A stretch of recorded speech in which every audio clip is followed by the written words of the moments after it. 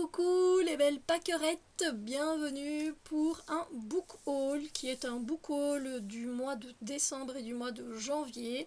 Je suis un peu plus sage au niveau des livres pour le moment, et puis le mois de décembre c'était les cadeaux, etc. Donc voilà, il faut faire des choix aussi. Et puis j'ai beaucoup encore de livres à lire, donc je me dis ça sert à rien d'en rajouter à chaque fois. Essaye déjà de diminuer un petit peu, voilà, les livres que tu as. Ici en plus il y a pas mal de cadeaux, donc voilà. Mais j'avoue qu'il y a quand même beaucoup de livres qui me tentent, qui sont sortis, et c'est très dur de résister. Donc ici je vais commencer par un livre qu'on m'a offert. C'est Contes de sagesse des 4 éléments. C'est de Dominique Blondel et les illustrations de Nathalie Gollard, et c'est aux éditions Bussière, pardon. C'est tout petit, vous voyez, mais c'est tout charmant, et puis c'est tout beau, voilà. Ce sont des contes sur les éléments, donc l'eau, le feu, la terre, l'air. Et il serait temps que je le commence, quoi. Voilà, regardez comme c'est beau. C'est magnifique en plus de ça, et je suis sûre que c'est magnifique en plus. Donc voilà, j'ai bien hâte de le lire. Alors, les chemins du bonheur sont parfois difficiles à traverser, car il en est un différent pour chaque être sur Terre.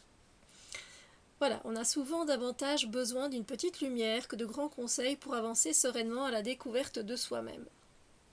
Alors, ces histoires, petites lanternes colorées, sont nées pour indiquer une direction, un carrefour important. En se fondant sur les 4 éléments, ces contes pleins de sagesse, de poésie et d'intelligence vont vous permettre de faire voyager et grandir votre esprit.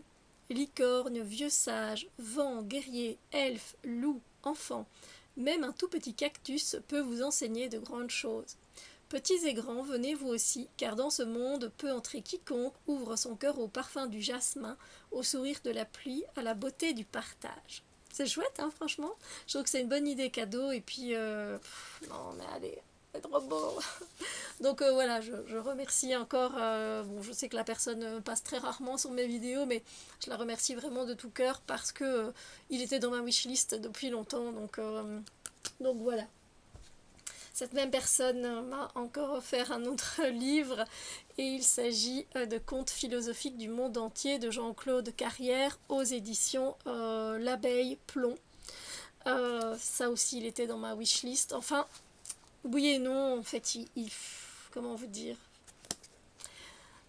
il a vu que je regardais ce livre-là chez Nature et Découverte, et il l'a pris et il l'a acheté directement pour m'en faire un cadeau, et en plus il y a des tigres dessus, donc comment ne pas apprécier ça. En fait, voilà, ce sont des contes philosophiques anonymes qui viennent du monde entier. Ils sont zen, soufis, chinois, juifs, indiens, persans, africains, européens, américains, contemporains, drôles, graves, les deux à la fois, ambigus, inquiétants. Ils nous ressemblent. Ces contes traversent le temps, se rapportent à toutes les questions qui un jour ou l'autre nous ont agités, et ils nous disent que ce que seule la fiction, ce que seules les histoires peuvent dire.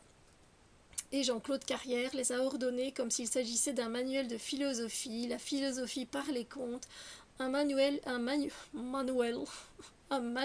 où le chemin vers la sagesse serait hasardeux et plaisant, uniquement constitué des meilleures histoires du monde qui forment une guirlande de voix que rien jamais n'a pu faire taire.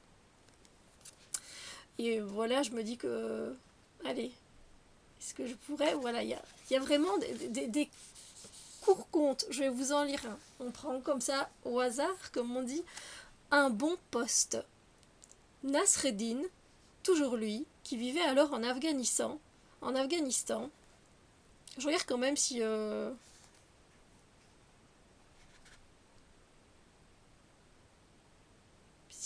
attendez, parce que moi je vous commence un truc, mais si attend, il faut peut-être que je lise, vous voyez, avant.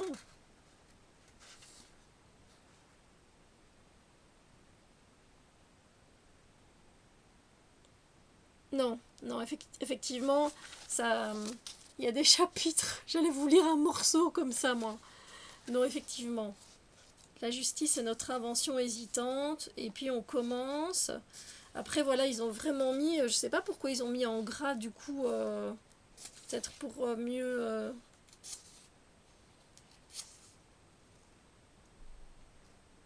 je ne sais pas si ça se suit, du coup, c'est un peu particulier, il faudrait que je me renseigne un peu plus, parce que conte philosophique du monde entier...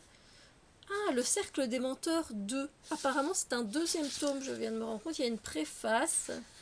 J'ai procédé comme le premier tome en lisant, écoutant... Je ne sais pas. Pas vous mentir, sincèrement. Bon, tant pis. Voilà, table des matières. Non, bon écoutez, je vais pas pouvoir vous lire un petit morceau. Je pensais que c'était à picorer, mais je pense pas. Enfin, c'est à picorer de quelques pages, quoi, vous voyez. Mais peut-être qu'il faut suivre l'histoire depuis le début. Puis je commencerai comme ça. Bref, je continue.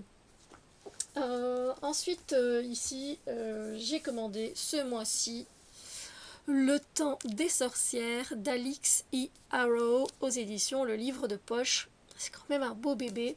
J'aime bien, il est quand même très joli comme ça en rouge et blanc. Sympa. Et puis c'est une histoire de sorcière, donc évidemment ça donnait très envie. Le papier est très fin, c'est du papier Bible. Vous voyez, presque. Du papier Bible. Il y a... C'est un beau bébé. Je ne veux pas vous faire peur, mais...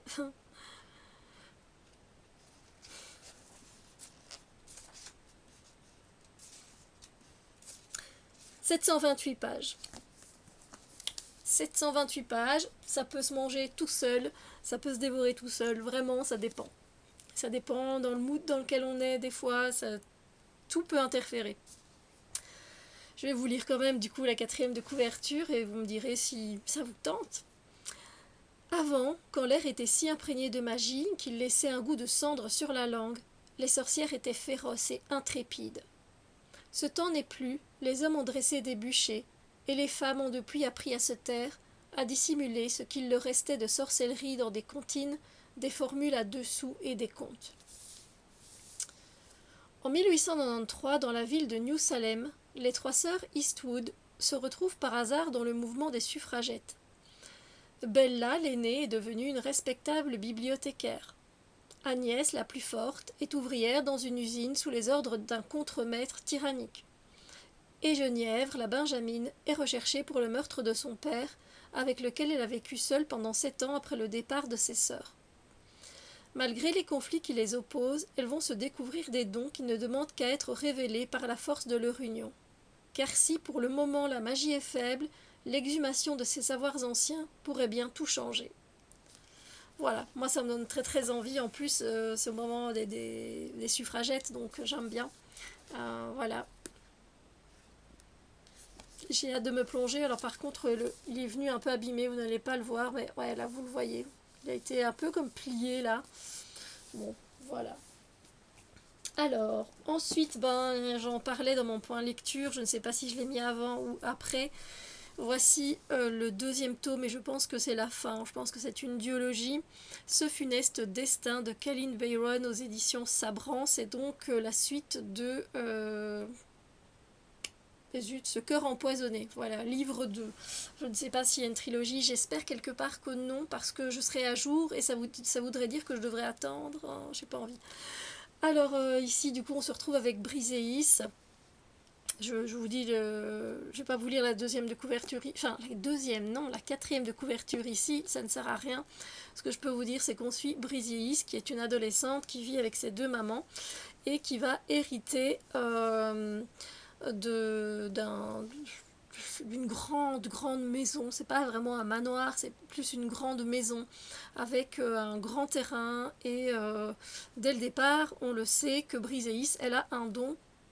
Elle a la magie des plantes, voilà, donc toutes les plantes, dès qu'elle va passer quelque part devant une maison où il y a des plantes qui sont toutes fanées, Briseis, elle passe devant, elle les plante directement, elles revivent et elles tiennent pour très longtemps.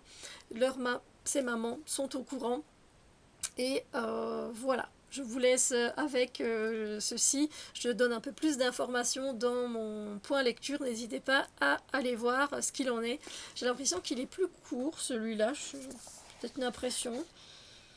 Mais voilà, j'ai hâte parce que ça traite aussi de mythologie grecque. Donc dans le premier roman, c'était très bien instillé, c'était très sympa à lire. Donc moi, j'ai vraiment bien aimé. Et du coup, j'ai hâte de lire le tome 2 que je vais bientôt lire.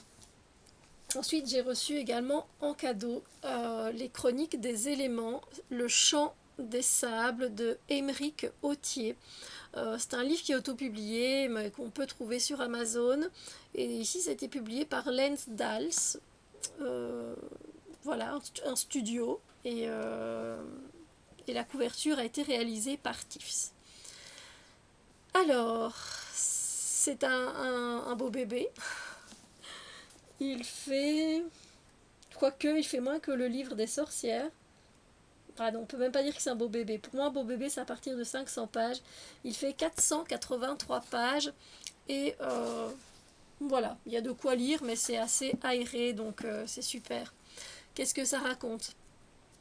Alors, Miden n'est que le vestige enclavé de l'ancien monde, une terre aride dominée par les sables assassins qu'il faut sans cesse prier et implorer. L'humanité subsiste, abandonnée, isolée, survivant de rapines et de débris récupérés au gré des tempêtes. Eiko est une orpheline belle et sauvage. Elle ne peut se résoudre à honorer des dieux qui asservissent son peuple et le mutilent de ses origines. Quant à son médaillon, il suscite bien trop de passion et de convoitise chez les autres. La colère s'élève dans les cieux, dans les dunes et dans les âmes. Une guerre de pouvoir fait rage et elle va bientôt s'abattre sur Miden. Aucun des habitants n'est prêt à affronter la réalité qui se cache au-delà des sables assassins. Aucune amitié n'est prête à endurer les épreuves destinées par le convent des 12 sœurs. Aucun amour ne sera épargné par Laïgide, l'ultime sorcière. Et si l'apocalypse n'avait pas encore eu lieu. Fantaisie. Ça demande à être lu, n'est-ce pas? Et pour terminer, encore un cadeau. J'ai été très gâtée et je remercie tout le monde. C'est le livre du bonheur. C'est de Marcel Auclair aux éditions Seuil. Les éditions Seuil, si je dis pas de bêtises, ce sont les éditions. Je vous présente les petits livres des pays ou des villes sur lesquelles on peut apprendre plein de choses. Mais j'hésite, je me demande si ce n'est pas plutôt les contes, des livres de contes. J'hésite, bref. C'est très beau, il est magnifique le livre en soi. En fait, ici, on va se retrouver avec des petites choses à picorer, comme j'aime bien, sur la joie, l'amour, la santé, l'abondance, la concorde, la paix, etc., etc. Et donc voilà, elle dit en effet comme tout le monde, comme la force électrique, comme la pesanteur, comme le son, le bonheur est, et il a ses lois. Ces lois, nous passons notre vie à les enfreindre et nous nions le bonheur avec une apparence de raison, puisque dans ces conditions, il nous est effectivement impossible d'être heureux. Enfin bref, voilà, voici la loi essentielle, la pensée crée, la parole crée. Elles ont le pouvoir de créer la joie, la paix, le bonheur et tout ce qui est conforme à ce radieux programme. Alors, je vous avoue que voilà, déjà c'est très très beau, hein, voilà. Mais j'ai lu en fait, regardez ça, voilà. Vous voyez là c'est le 1, le 2, mais quand vous regardez la table des matières au fond, en fait il y a plusieurs choses. C'est-à-dire que là, voilà, le bonheur est en vous, ça va jusque...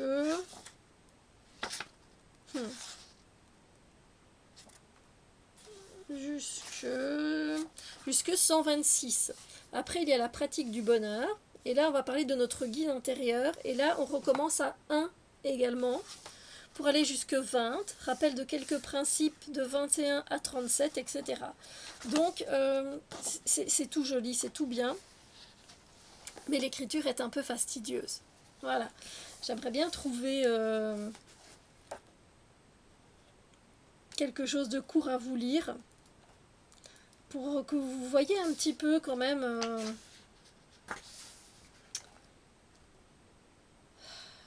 que vous voyez un peu le... C'est pas évident. Si vous tombez dessus, lisez quand même avant parce que l'écriture est particulière. Je dois relire 2 fois le texte avant de me dire ah oui. Je ne vois pas un petit texte que je peux vous lire Bon allez, c'est trop beau. On va lire, voilà ici le 16. C'est trop beau. Je vais vous le lire car de toute façon c'est le dernier livre que j'ai à vous présenter. Il se peut que vous ayez du mal à vaincre le doute et la peur, que vous soyez ce que les médecins appellent un anxieux. Vous vous fabriquez à cœur joie des sujets de tourment.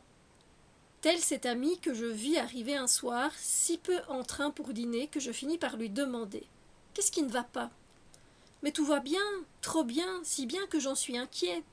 C'est aujourd'hui le jour de ma vie où j'ai le plus gros chiffre d'affaires et je me demande quelle tuile va me tomber sur la tête. » Je maîtrisai un éclat de rire, car il faut traiter les anxieux avec beaucoup de circonspection. Si vous êtes de ceux à qui la joie fait peur, et qui, à plus forte raison, dramatise la moindre anicroche, si lorsqu'un être aimé est en retard d'un quart d'heure, vous l'imaginez à la morgue, si vous vous torturez pour un non et même pour un oui, si aussitôt que vous avez mis une lettre à la poste, vous croyez avoir écrit l'adresse de travers, si vous vous relevez la nuit persuadé d'avoir laissé la porte ouverte, pour toutes ces raisons-là, et 1000 autres, vous êtes un anxieux ou une anxieuse. Vous avez besoin, plus que quiconque, d'apprendre à créer des pensées forces, des pensées germes de joie et de confiance, à vous brancher sur les ondes heureuses. En même temps que vous vous forcerez à appliquer les lois, il n'est pas négligeable d'aller voir un médecin. Vous n'êtes pas encore prêt à vous soigner seul et l'anxiété se soigne. Ne faites surtout pas de cette idée de l'anxiété un nouveau sujet d'angoisse. Ne vous répétez pas du soir au matin « je suis un anxieux ». Cette sorte de déficience, du fait même qu'elle est décelée, est à moitié guérie. Il faut commencer par ne pas s'y complaire. Et puis il y a un petit mot à chaque fois, application. Faites comme ce marin qui avait pour mascotte un petit oiseau en plâtre fort vilain. Il l'appelait son oiseau de souci. Lorsque je suis anxieux, je lui caresse la tête et je lui donne mon ennui. Il s'inquiète à ma place et je suis délivré. Ruse naïve, opérante, mais j'espère pour vous que vous pourrez aller plus loin, plus haut, et confier votre peine à l'esprit qui est en vous. Affirmez, tout est bien.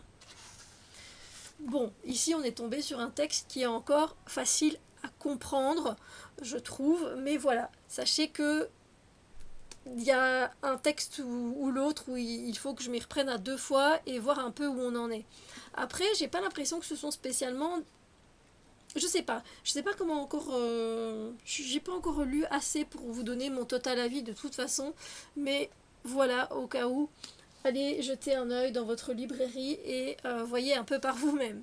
J'espère que cette présentation de livre vous a fait plaisir, vous a donné des idées, des envies. Oui, parce que lire, c'est le plus beau des... C'est pas un péché, mais c'est la plus belle chose qui peut arriver, je trouve. Lire, apprendre, s'enrichir, s'émerveiller, rire, sourire, pleurer même dans nos voyages, ça fait du bien. Sur ce, je vous souhaite une très bonne journée et je vous dis à très bientôt pour d'autres vidéos. Salut!